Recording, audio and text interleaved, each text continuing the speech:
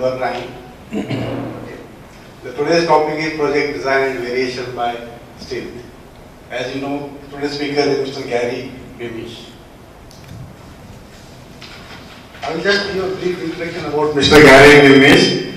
Mr. Gary Beamish is a chartered civil engineer, chartered water and environmental manager and chartered environmentalist with 35 years of experience working extensively on a wide range of major capital, civil engineering, building and oil and gas sector in UK, in Oman, in Africa, in Qatar, in Asia, in UAE. He is extensively involved in feasibility, detailed design, procurement, site supervision, program, contract administration, claim arbitrations for major infrastructure and residential hotel buildings. Having practiced in the private and public sector in senior consultant and contractor, Mr. Gary is specialized in the construction sector and within a number of related fields, namely commercial and contract management, arbitration, program and project management and project control, QA/QC and risk management. I welcome Mr. Gary J. Beamish on behalf of IIQS and giving your time for the CPD. Thank you. Well, thank you very much, and once again, my apologies. I'm going to have to go micro-light to get around this place, that's for sure. Okay, project design and variations by stealth. Let's go straight in. Tonight's slides is going to comprise, there's only 7 sections, so hopefully it won't be that painful. Okay, introduction, there's some key questions and answers that we have to ask ourselves about design. System compatibility, that's about the systems and the design systems themselves. Design responsibility, design and variations by shop drawing, we'll come on to that, well, that's a biggie. And then we've got the contractor's mitigation and finally a conclusion. So, first of all, where we fit in. Right now, we're looking primarily at the design side of things as to what can and cannot be done. This is all about a design, bid, build concept. In other words, it's not a contractor design. The contractor takes the bid documents or the tender, tenders, and then constructs. So the employer has designed the work. So here we have the stages where we have the inception under the program management, the pre-construction, which is the design. Obviously we have the construction itself and then post-construction, which is the defects period. Within any project, you have the same 4 phases, the inception, the design, construction and defects. And as the expenditure from the employer goes out and gets more and more and more and more, it's in deficit. The payback return is when after the defects, when the place is in operation. So here you have a simple representation of, if you like, the bigger picture as to how the funding is required for a project. And here you've got the control and cost. At the inception and design stage, the employer's got quite a lot of control. But as that goes into construction, the engineer takes over and he has less and less control, right the way down through to the defects period where he loses control, but his costs all the time are rising. There was a report by E.C. Harris, who I'm sure you're all familiar with, entitled Global Construction Disputes 2012, heading in the right direction. Now, they highlighted the top 5 construction risks experienced by contractors in the whole of the Middle East region, not just the Gulf. These paramount risks have remained in their respective positions to date for the last 3 years and constitute an excellent starting point for what I'm going to go on to now. The 5 risks. There's a failure to properly administer the contract. Now this is on both sides, contractor and consultant, engineer and employer. Incomplete design information or incomplete employer's requirements. The first part of that, the incomplete design information, is the rogue. This is the one which causes the problem. Employer-imposed changes Well, you have recourse in the contract through variations, but it causes problems. Failure to make interim awards on extensions of time and associated compensation. There is reluctance in this part of the world for an engineer to make an award. Why? Who knows? It doesn't happen in the rest of the world. Unrealistic risk transfer from employers to contractors. The conditions of contract that you have to put up with here are far more unbalanced. There's far more risk to the contractor, particularly in, for instance, the FIDIC Silverbook, which is the EPC, where the contractor design bids build, basically. And that is heavily, heavily weighted in the employer's favour. So, we have to look at some key questions now.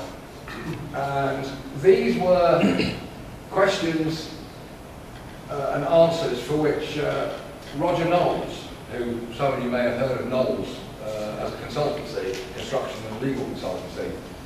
Knowles Middle East used to be on the 21st floor here, on the API World Tower.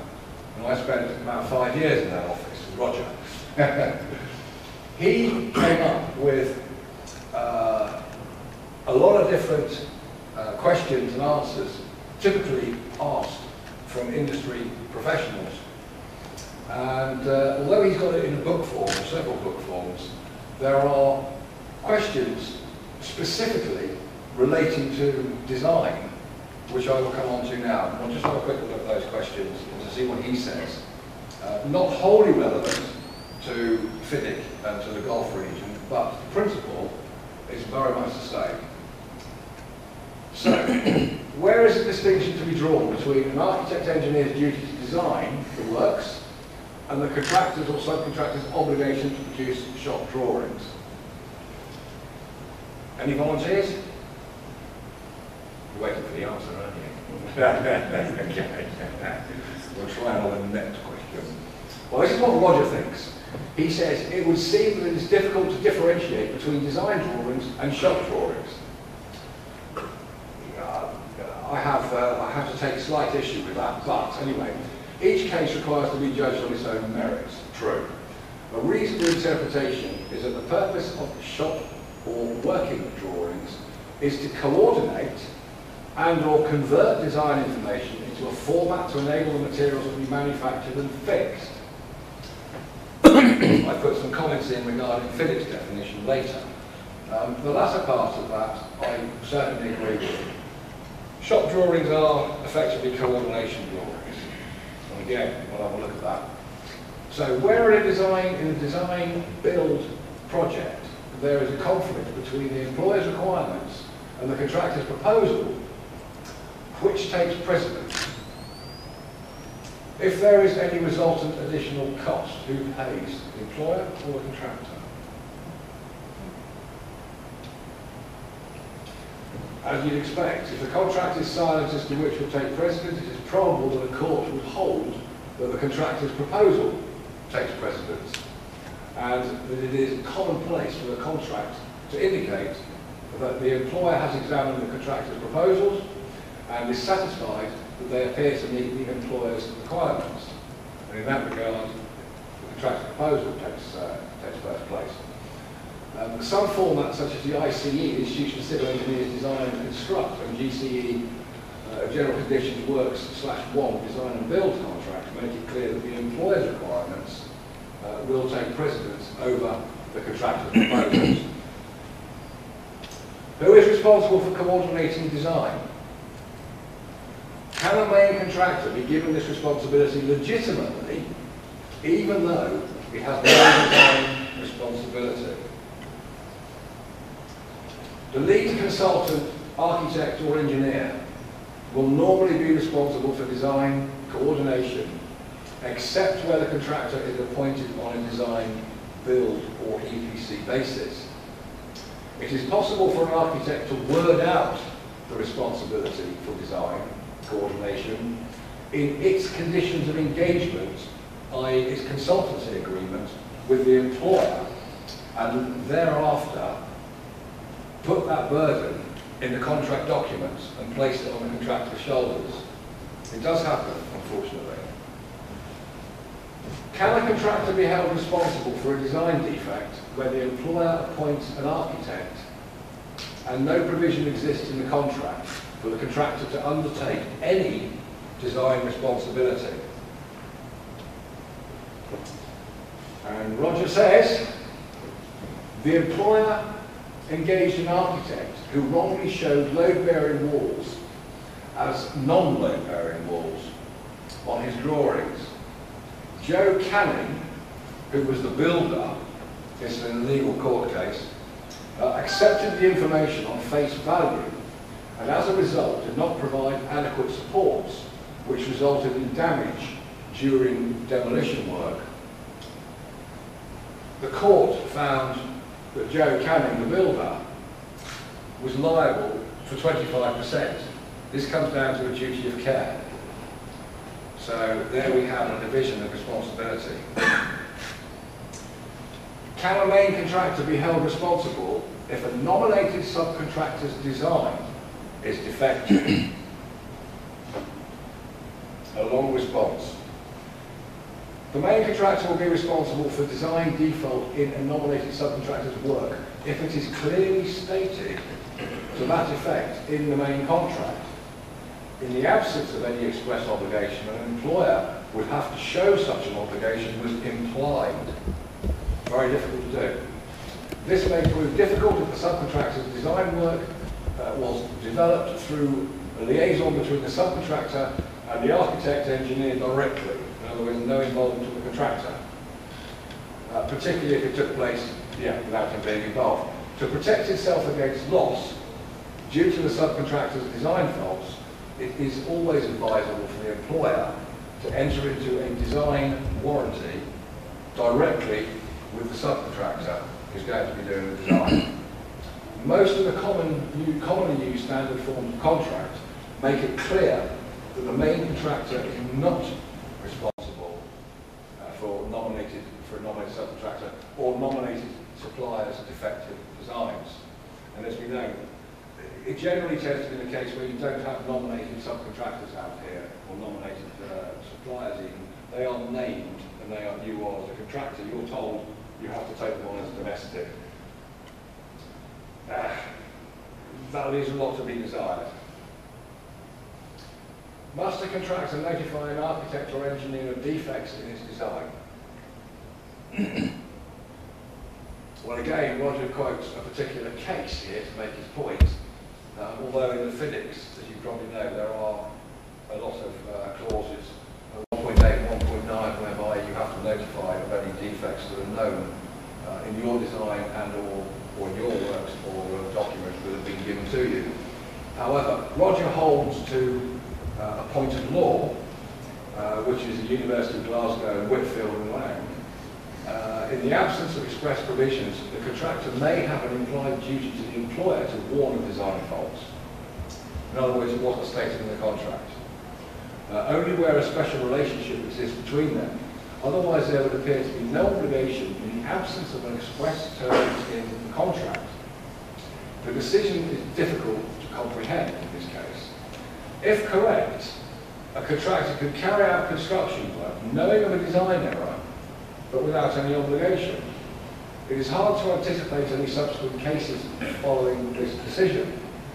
The decision in the equitable debenture case is to be preferred where it was held that an implied term exists in construction contracts that contractors should report design defects known to them, or indeed errors in the documents that they are given. So if an architect engineer acting as the employer's agent in design-build contract approves the contractor's drawings and errors are subsequently found, can the architect or engineer be liable? This happens quite a lot. Roger's response: if the employer's agent approves contractor's drawings, it may have a liability. Most consultancy agreements require the consultant to exercise due skill and care in carrying out his duties, i.e. as the engineer. If due to a failure to exercise due skill and care, the error remained unnoticed, then the employer's agent may have a liability, whether or not it could have been discovered. The employer will have to demonstrate that the errors resulted in additional costs in order to claim damages. Where an architect or engineer includes a new product in its design following advice from a manufacturer, and the product proves to be unsuitable, is the architect and or the engineer liable to the employer for any losses? And Roger says, where an engineer or architect includes a new product in his design, the employer should be informed at the outset. Failure to advise the employer would leave the engineer or architect exposed to a liability for negligence should the new product fail. Last one. Where an architect engineer approves or accepts a contractor's drawings, how long can this process take before an entitlement to an extension of time arises? Roger's response from a legal perspective is ideally the contract will indicate how long is provided for drawing approval. Most of them do. Or the contractor's program should address the point. Again, it indicates when you're starting the work, so clearly you need to have the drawings a long time before that. If there is no provision in the contract, then it will be implied that a reasonable period is to be allowed. That's a legal perspective on it. Systems. When we look at the form of a design agreement between an employer and his consultant, you kick off with the report stage, which is your check on the site. You check the systems, liaise with the authorities, and prepare a design report, first and foremost. That's stage one. Then we have a pre-construction contract stage. And this is where you have the concept design being developed, you have a development of all the supporting data, and to develop all the information and documents into a bid for tender documents. When we look to move away from the design, heading towards the contract stage or supervision stage, it is then a need to prepare the further design and drawings. The engineer is then tasked with supervising the works and obviously assisting in settling disputes or making determinations in case they be.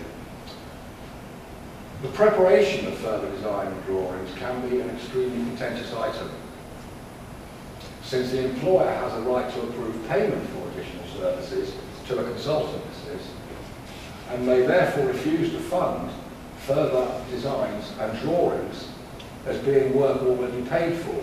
And this causes a dilemma. So the design is not being developed sufficiently,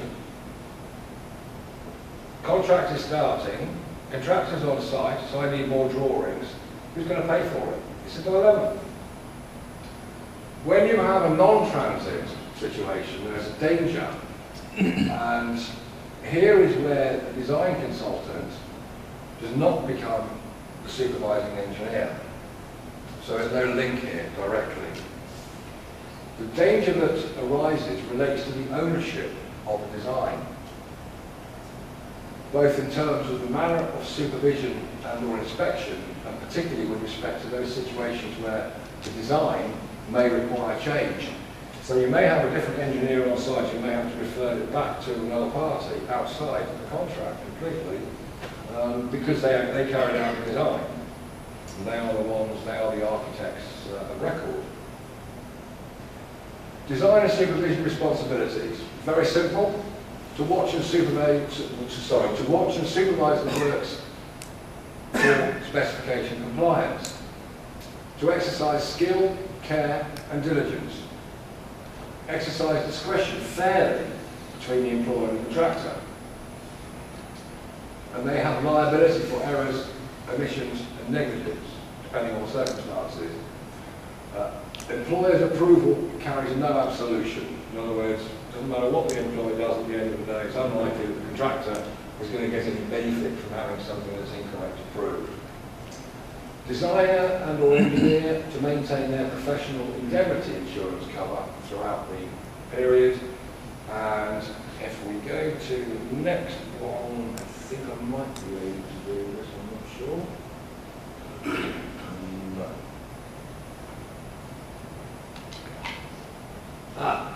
I don't know if you can read that.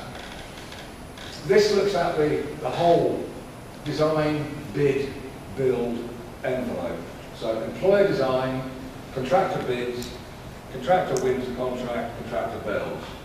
And we start off with the left-hand side, which is the integration of the design consultancy agreement between the designer, consultant, and the employer.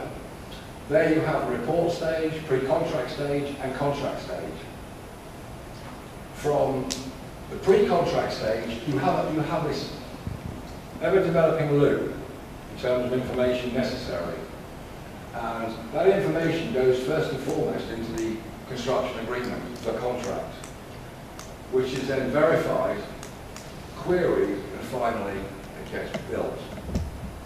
So all of these issues of development feed back into the contract stage for final drawings, supervision, and of course potential settlement disputes.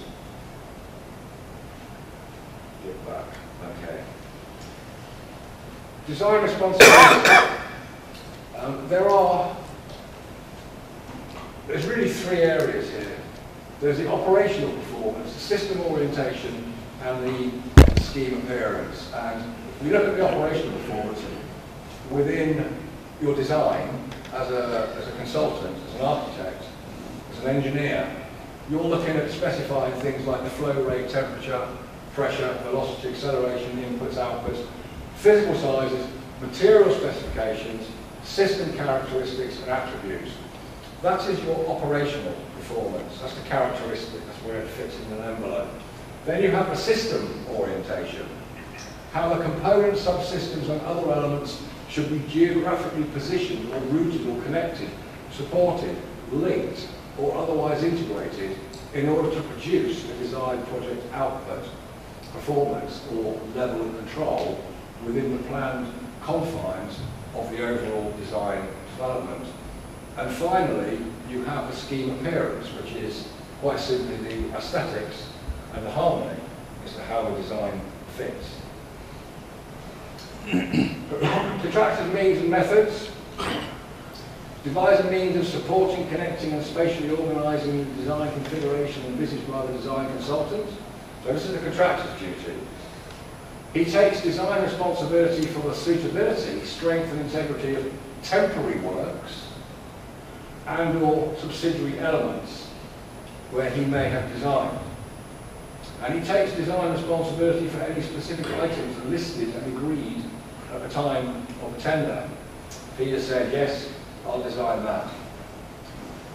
For any contractor, for any submittal, material submittal, method statement, always prepare and submit a compliance checklist. When you submit something, you submit a drawing or you submit a material submittal, compliance checklist simply says specification, clause number, yes, it complies. Tick. Drawing number so-and-so shows where it is to fit. Tick. Yes, it complies. It's a compliance checklist. An employer or the engineer will take that first and foremost, your material submittal is there, they'll take your compliance checklist, and hopefully there's no deviations, and then they'll just say, okay, you're telling me it complies with the spec, it complies with the drawings, it complies with bill of quantities, complies with any other employer's requirements. Okay, thank you. Now I'll have a look. Much easier, much quicker. So, compliance checklist with every submittal. Very good practice. Design and process flow. Typical organisation and process flow. The overall project design should be, I might be able to get it up here if I can. Yeah, okay. I don't know if you can read that, can you? A little bit. I want to borrow those. Okay. MEP this is, mechanical, electrical, plumbing. Design and process flow. Oh, okay. Oh, that's actually, yeah, that was slightly better, I think. But, okay. So, we have the three parties basically. We have a design consultant, the engineer, and an MEP contractor in this case.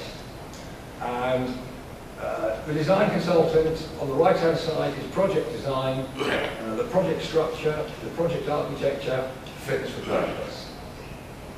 We then have the MEP side, where the operational performance, the system orientation, and the scheme appearance, this is the MEP design by the consultant. This is primary design.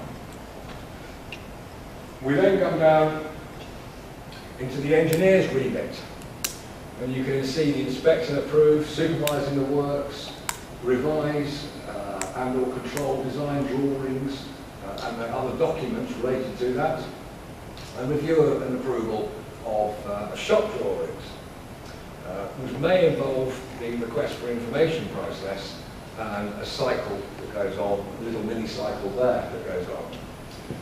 Within the contractor's design elements, there are the fabrication or manufacturing supports and connections, and there is the spatially integration of the MEP works into the built volume.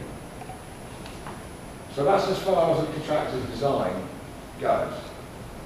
And once we get past that, it goes back through all the various systems like pipes, and we come down to the contractor's, or the bubble, which is the blue bubble, which is the entire contractor's MEP scope of work, where he procures it, he queries it, he develops the shop drawings if necessary, for integration and coordination purposes. He carries out the manufacturing and installation, systems checks, testing and commissioning, and finally the as-built drawings and R&M manuals. So that's kind of a quick flash view of an MEP design and process flowchart. Time-lapse dangers. It may be that a considerable time elapses between the establishment of the primary design and its execution. Recently I know of a contract that was let 3 years after it was designed, and a lot of the very expensive plants and equipment was out of date, completely out of date, but the contract documents hadn't changed. Hence, when the contractor applies to begin the work via no objection process, it is possible that circumstances have changed. Indeed, it quite frequently does. In this event, the engineer should incorporate such changes into the primary design, but often chooses or is told to instruct the contractor to do all the changes, normally at zero cost. And this is where it gets contentious. So we have design and variations by shop drawings.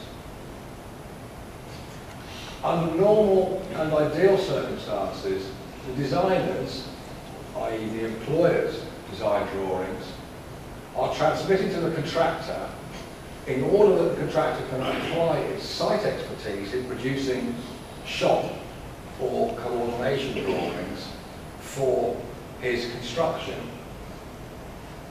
These drawings are transmitted to the engineer for review, and they may be approved, they may be rejected in one form or another.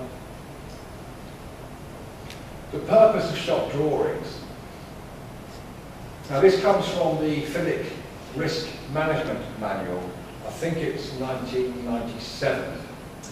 And FIDIC themselves state, this is going to be a shocker, contractor is responsible for dimensions to be confirmed and correlated at the job site. Information that pertains solely to the fabrication process or to the means, methods, techniques, sequences and procedures of construction coordination of the work of all trades and for performing all work in a safe and satisfactory manner. Now I don't see design development in there in the slightest. We'll continue. Chapter 5 in the same FIDIC Risk Management Manual states part of the problem is that the parties to construction, i.e. the contractor, employer, design, well, although the designer or engineer is not a party, but it is involved nonetheless. It was in the Industrial Revolution in the United Kingdom, in the latter or early part of the 18th century, where you had steam power was the name of the game, and you had trains being built, locomotives on massive scales, and you had different workshops all over the country producing and designing and producing various elements, all to go together, eventually to have to be fitted together and produce a working train. What happened was that each of these workshops produced their own designs. The person who receives all these bits of metal at the end of the day don't know how they fit together, don't know whether they're going to fit together.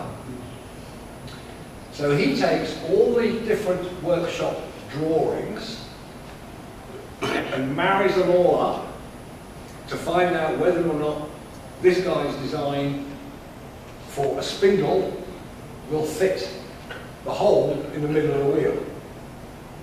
That's where shop drawings come from.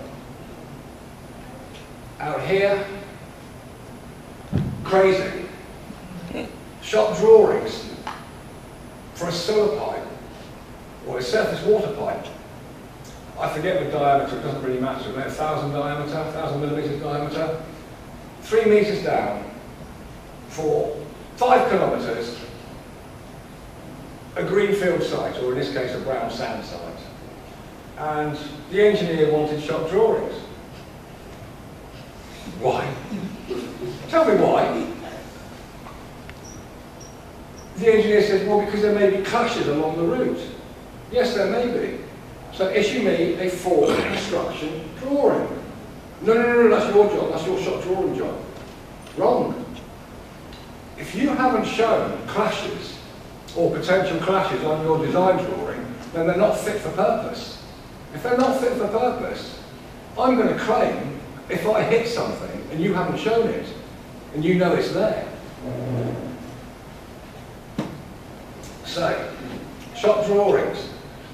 The only time, shop drawings, the terminology is wrong.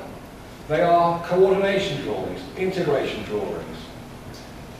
One of the only times you're ever going to find shop drawings for real is where you have different places manufacturing goods to be fitted together.